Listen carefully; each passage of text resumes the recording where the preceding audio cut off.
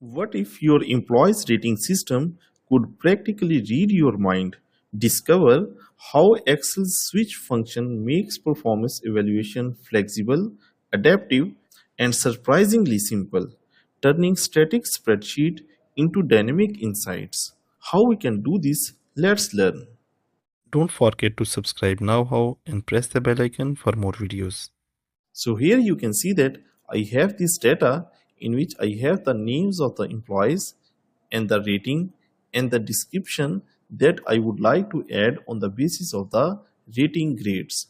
So for example, if I want to rate my employees from 1 to 5 with 5 outstanding and 1 very bad, I can write any number from 1 to 5 in this rating column. For example, 4, 5, 3, 2, 4 again. So on the basis of these numbers, I want to get a description. So here in this cell, I'll write equal and make use of the switch function.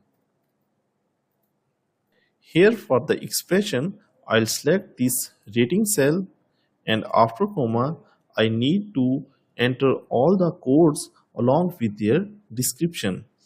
If I want to add the first value as 1, comma, and its description will be very bad, so I'll write it in inverted commas.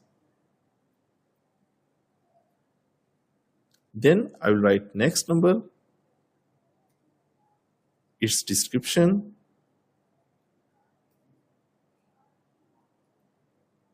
then the third number,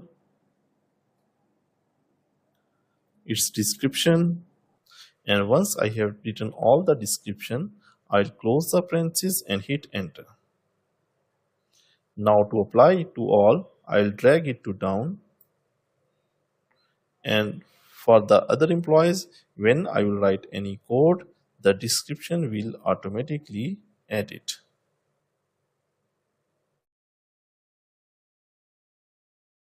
Now you know how to use Excel's switch function to simplify performance ratings and unlock smarter insights.